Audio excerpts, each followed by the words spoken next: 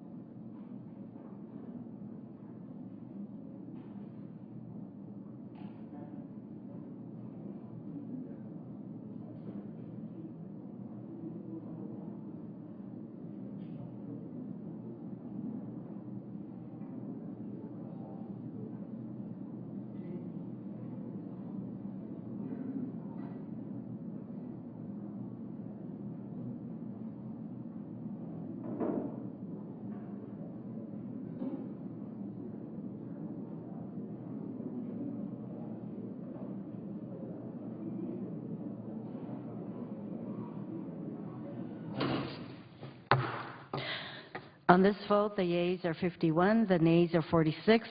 3/5 of the senators duly chosen and sworn not having voted in the affirmative. The motion is not agreed to. Madam President, The majority leader is recognized. I ask unanimous consent the Senate proceed to a period of morning business until 12:30 today, all provisions of the previous order remaining in effect. Without objection, so ordered. Do I need to be recognized at 12:30?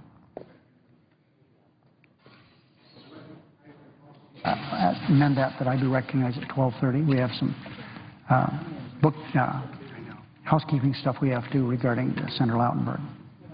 Without objection, so ordered.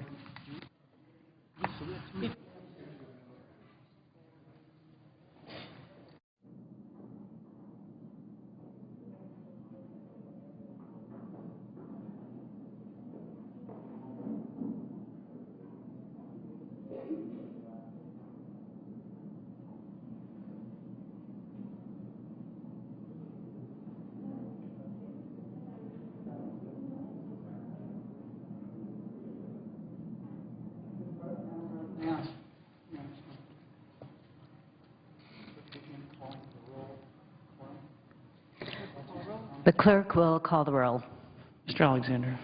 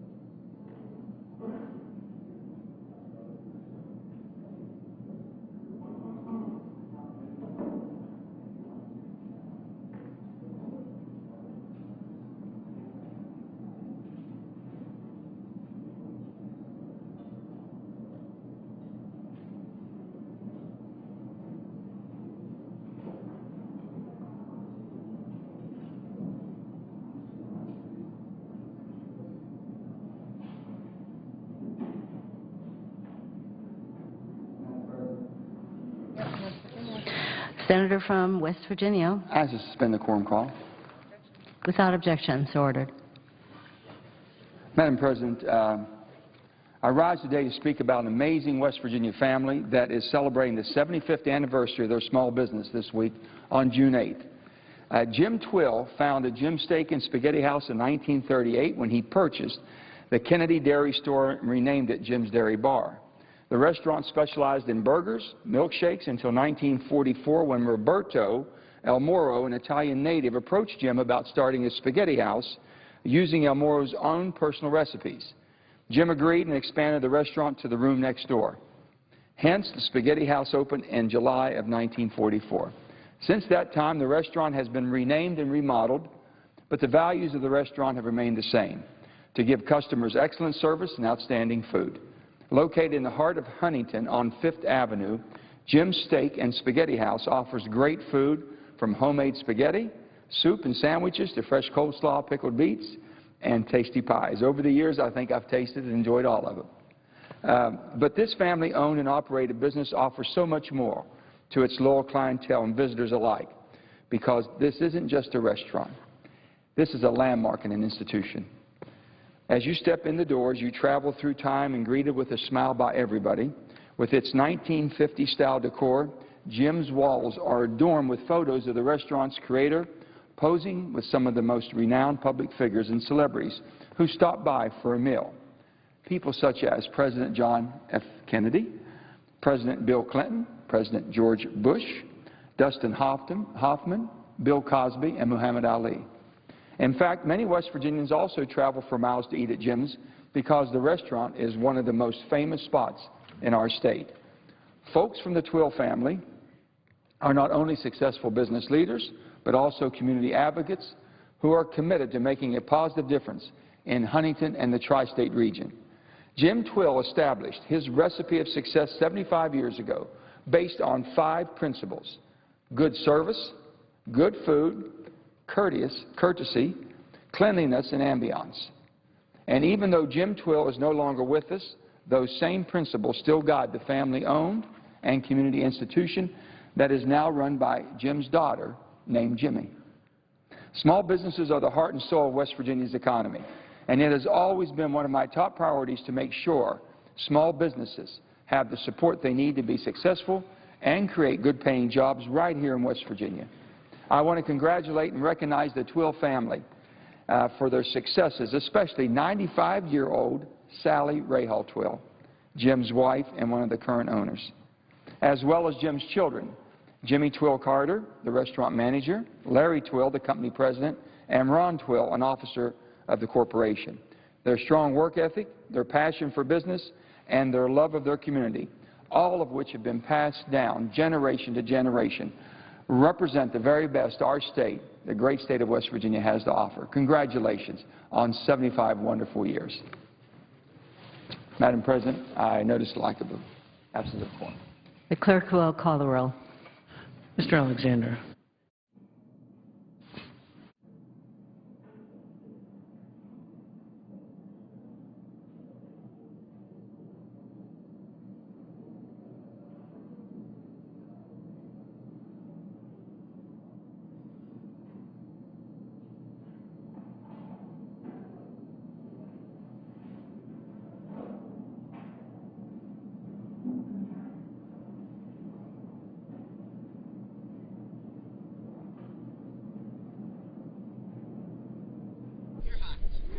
The Senate has been busy this morning with voting to move forward with the Farm Bill, setting farm policy for the next 5 years. They also voted on a couple of measures dealing with student loan interest rates. The Republican bill, proposed by Oklahoma's Tom Coburn, was blocked by a vote of 40 to 57. Again, they needed 60 to move forward.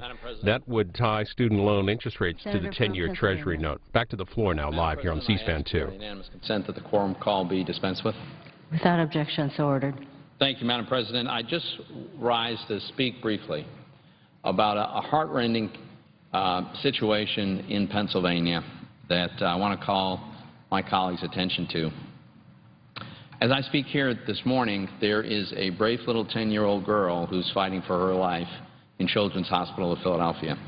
Sarah Murnahan suffers from cystic fibrosis, and she's been in the hospital for 3 months now, and recently she's been put on a machine that helps her to breathe with great difficulty. But she's at a point now where she needs a lung transplant. There's no question about that. The doctors, in fact, have said that she might only have a few weeks to live without a new lung. At this moment, her government is failing her. And here's the reason I say that. We have law and we have policy that requires that the Health and Human Services branch of the federal government, through a third party, develop rules governing how organs are transplanted. This organization that has the direct authority is the Organ Procurement and Transportation Network. So they set up the rules by which we deal with this excruciating situation where there's always more demand for transplanted organs than there are supply of organs.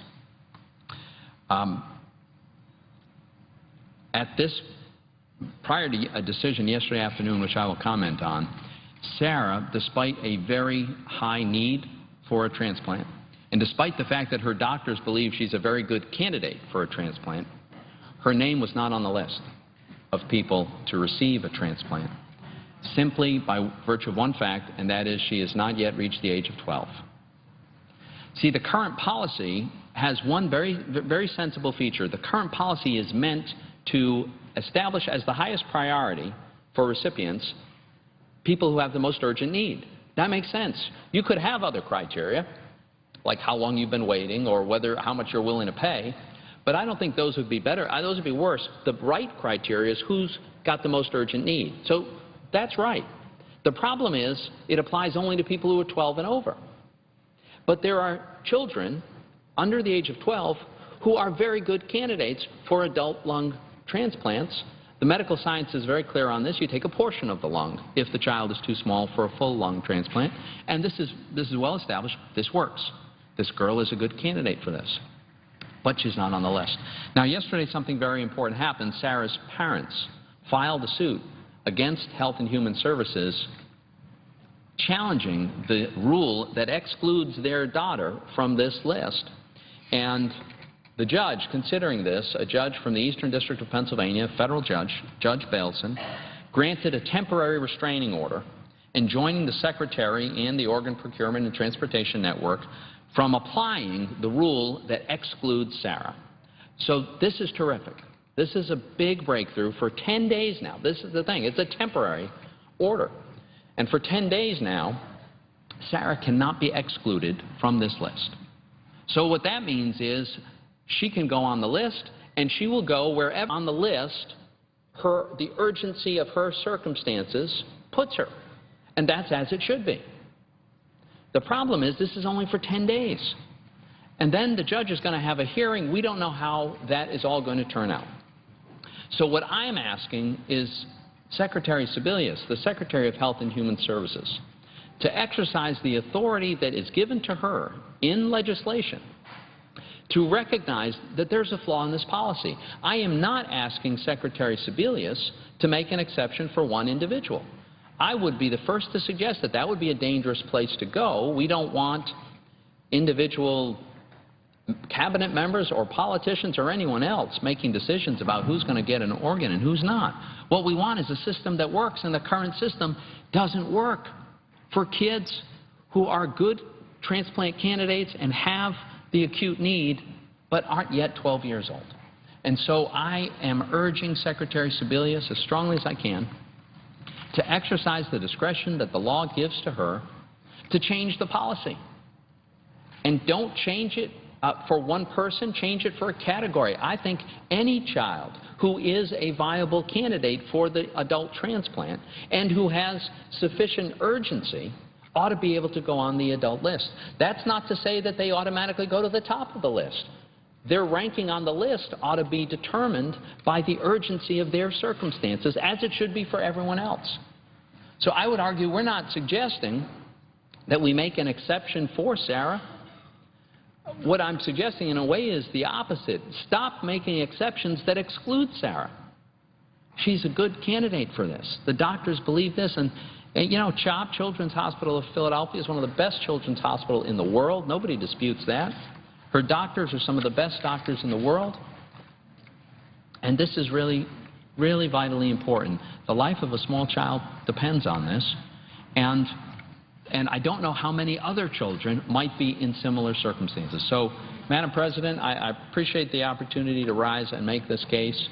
Again, I just want to stress we're not asking for an exception for one individual to be chosen over others. We're asking for a change in a policy that is flawed and that is currently excluding somebody from being on the list for to be an organ donor recipient that ought to be on that list. I am grateful to Judge Bailson for the decision he made, but that is a temporary restraining order that will only last 10 days.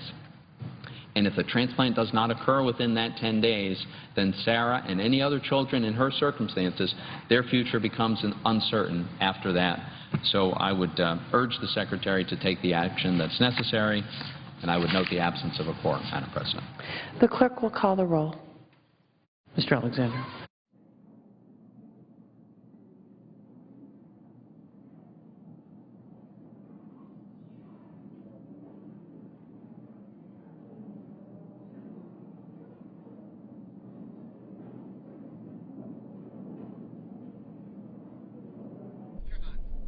The Senate today did hold a couple of votes. They voted to move forward on the Farm Bill, a 5-year reauthorization of farm and nutrition programs. Also a couple of test votes on measures dealing with the student loan interest rates. The Republican bill proposed by Tom Coburn of Oklahoma was blocked by a vote of 40 to 57.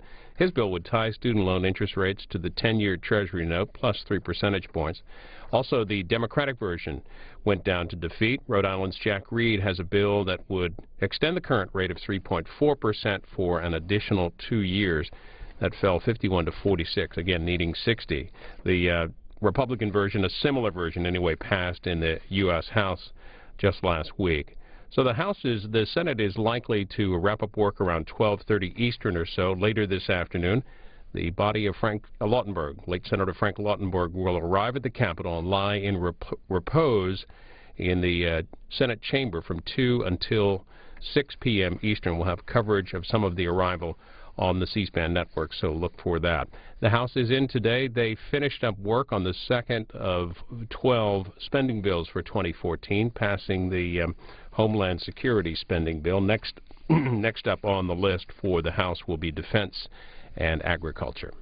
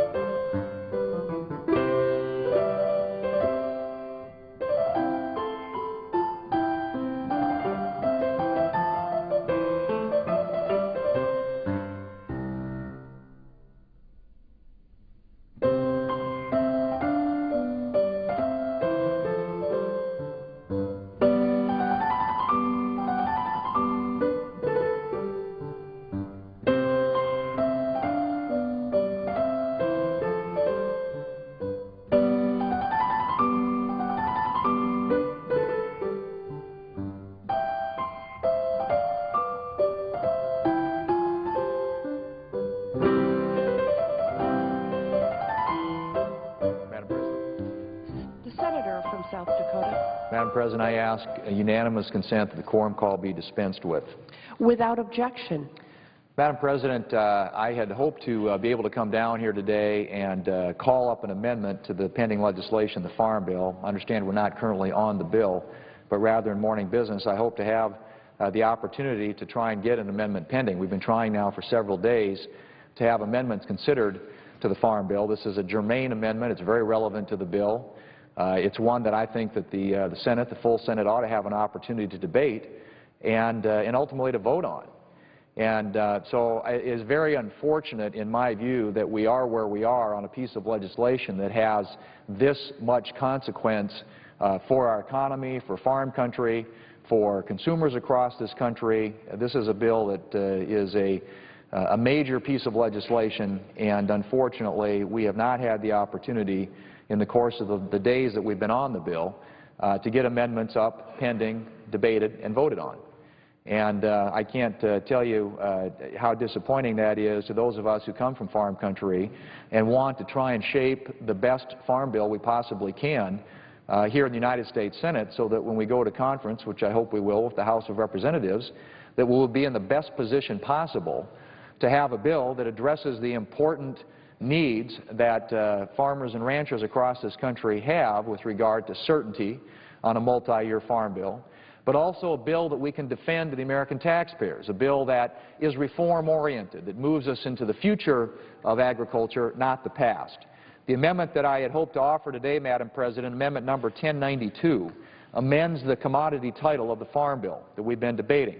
Now, last year, the United States Senate passed a farm bill by a vote of 64 to 35. 64 senators voted for a farm bill that most of us believed offered a level of reform that we could support and defend to the American taxpayer. Now, Madam President, as several of my colleagues and I pointed out during the debate on the Farm Bill during the Ag Committee, we have deep concerns over what we believe is a step backwards in the commodity title with the creation of the adverse market payments, or what we refer to as the AMP program. This program takes a step backwards from last year's Farm Bill by recreating a program with countercyclical payments and fixed target prices. In fact, Madam President, I would argue that this is a policy that goes back. This policy predates cell phones. This policy predates the Internet. This is going back to 1980s type farm policy. Last year's Senate Farm Bill completely eliminated this program, which meant that we could honestly say that we had passed a reform-minded farm bill, a farm bill that is more interested in policies that are about the future rather than the past, that are about the market, that are about making sure we have a necessary safety net in place for our farmers, but doing it in a way that's defensible to the American taxpayer and moves us on the path to reform.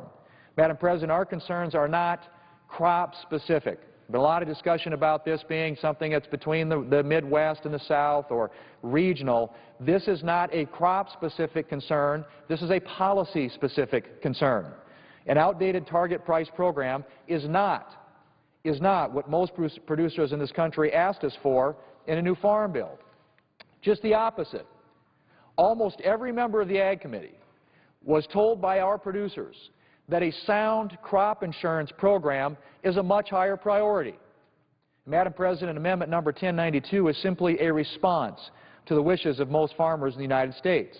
This amendment strikes the newly created AMP program and places peanuts and rice back into the ARC program, or to put it simply, this amendment replaces the commodity title in the bill that we have before us and replaces it with a reform-minded, market-oriented commodity title that was included in the Farm Bill that we passed last year.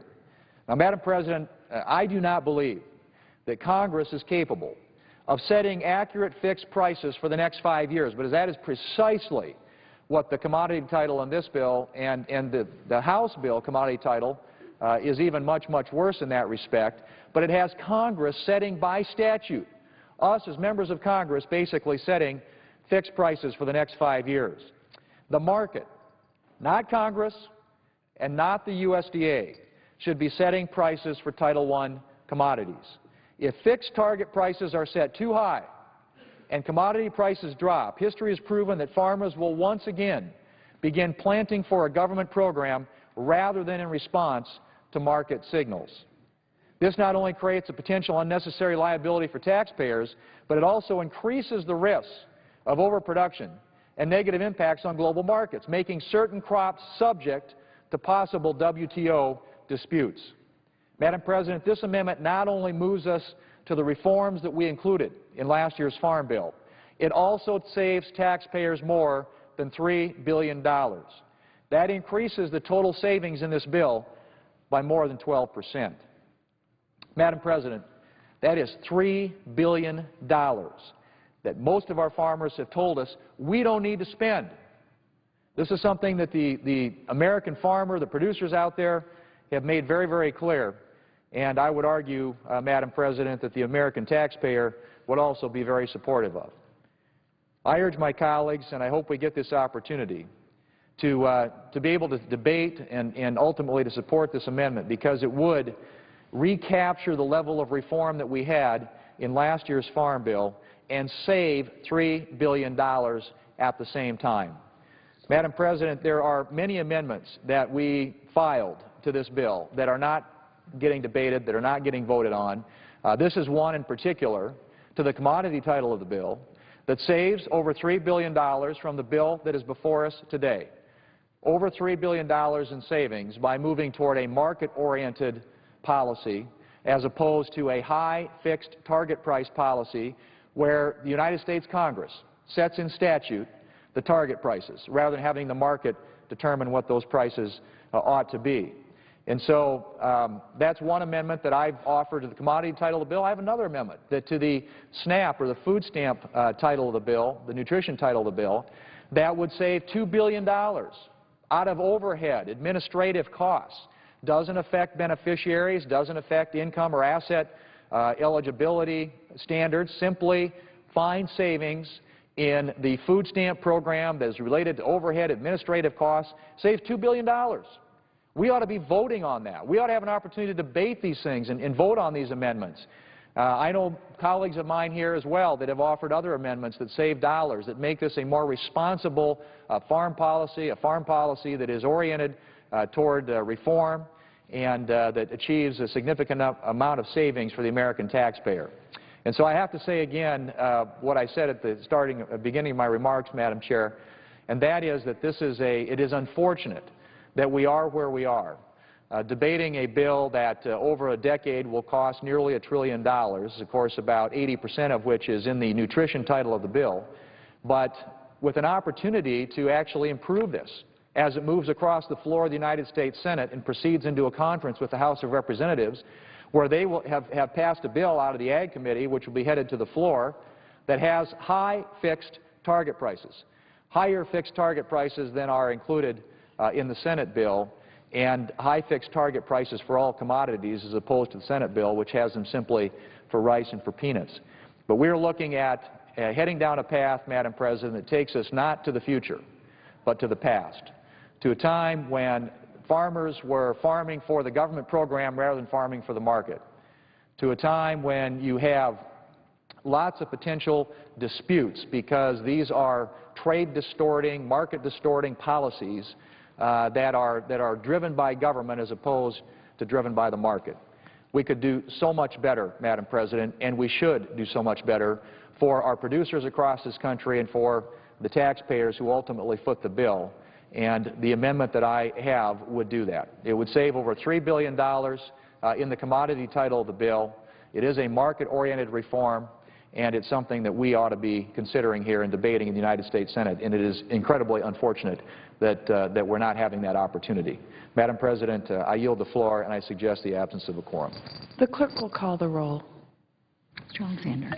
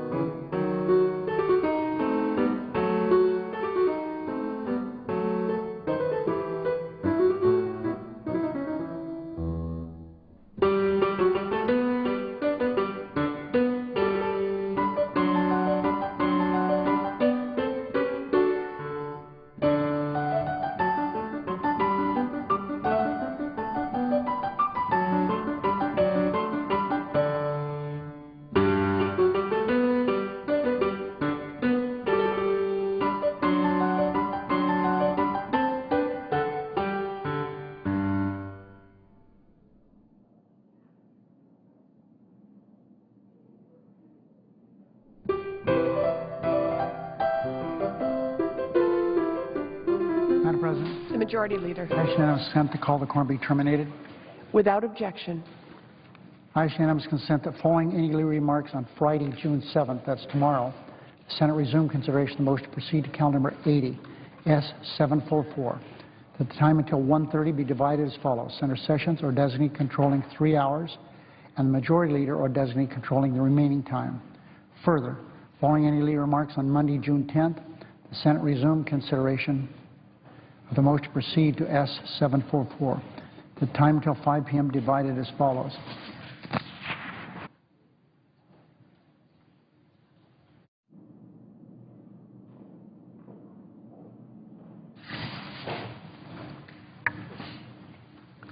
Following any legal remarks on Monday, June 10th, the Senate has resumed consideration of the motion to proceed to S744. That the time until 5 p.m. be divided as follows. Senator Sessions or designee controlling 2 hours, and Senator Leahy or designee controlling the remaining time. Further, that at 5 p.m. the Senate resumed consideration of S954, the Farm Bill, with the time until 5:30 equally divided between the two leaders or designees. That at 5:30 all post-cloture time be considered expired, and the Senate proceed to vote in relation to the Leahy amendment, with no amendments in order to the amendment prior to the vote. And upon disposition of the Leahy amendment, the Senate proceed to vote on passage of S954 as amended. And upon disposition of 954, the Senate resume consideration of the motion to proceed to S744. Senator Sessions or designee controlling 1 hour of debate on Monday evening. The following any leader remarks on Tuesday, June 11th, the Senate resumed consideration of the motion to proceed to S744 with the time until 12:30 p.m. equally divided between the proponents and opponents. Further, with Senator Sessions or designee controlling up to 1 hour of that time, that at 2:15 p.m. on Tuesday, June 11th, the Senate proceed to vote on the motion to invoke cloture on the motion to proceed to S744. Finally, if cloture is invoked on the motion to proceed, time until 4 p.m. be equally divided between the proponents and opponents. And at 4 p.m., the Senate proceed to vote on the adoption of the motion to proceed to S744. Is there objection to the request? Without objection. I ask unanimous consent the Senate proceed to executive session to consider nominations to calendar number 141, 142, and 143. That the nomination be confirmed, all three of them, that motion to reconsider be considered made and laid on the table with no intervening action or debate, and no further motion be in order to any of the nominations, and any related statement be printed in the record. President Obama be immediately notified of the Senate's action. Without objection.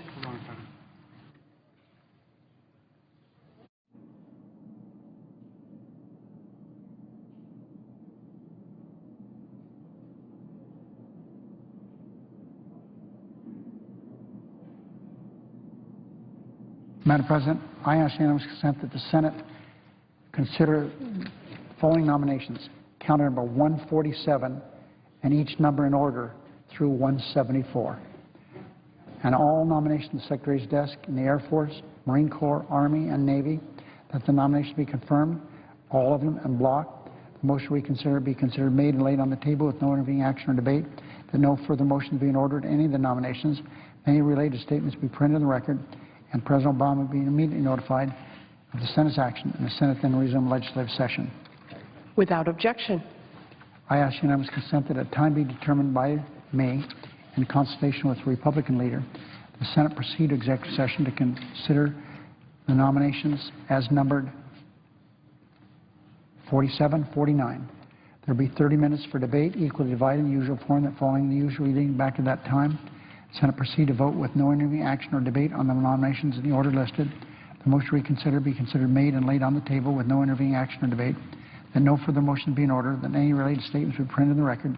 President Obama will be notified of the Senate's action, and the Senate then resume legislative session. Without objection. I ask unanimous consent that the appointments at the desk appear separately in the record as if made by the chair. Without objection.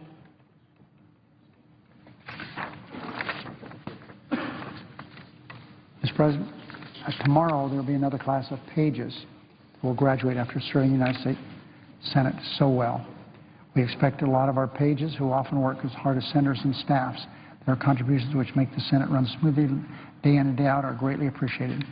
I commend them for their hard work, thank them for their efforts, wish them the best of luck in their next endeavor. And speaking from a personal perspective, Madam President, My two oldest grandchildren served as pages. And it really changed their lives, even though their grandfather was heavily involved in politics all my adult life. They really weren't in tune with what was going on, or I guess they didn't really care that much. But after having served here as a page, they became avid readers of the press, listened to the news, and became interested in what goes on here. These jobs as pages are really life-changing. There are lots of examples of that.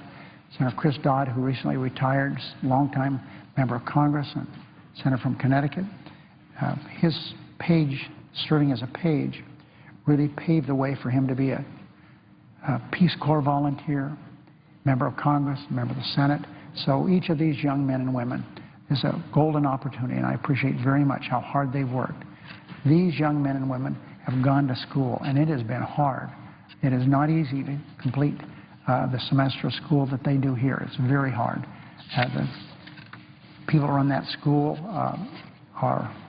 they cut them no slack. Whether it's English or math, they work them very hard. And they go through a drill living in the dorm that's not easy. They're strictly supervised, and I'm proud of every one of them. I wish I had more time to spend with them individually, because it's really important for this institution that the PAGE program continues. Madam President, I ask unanimous consent that when the Senate completes its business day, it adjourn until 9:30 tomorrow morning, June 7th. Following the prayer and the pledge, the morning hour be deemed expired. The journal proceedings be approved to date. The time for the two leaders be reserved for their use later in the day. And that following any leader remarks, the Senate resume the motion to proceed S 744, the Comprehensive Immigration Reform Bill, under the previous order. Objection. Without objection. The next roll call vote will be Monday at 5:30. There's no further business to come before this body. I ask that the Senate adjourn under the previous order. The Senate stands adjourned until 9:30 tomorrow.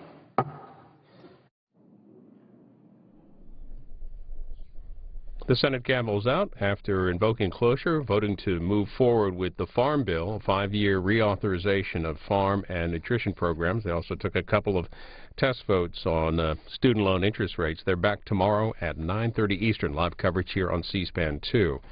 The Senate gaveling out so that they can make the change.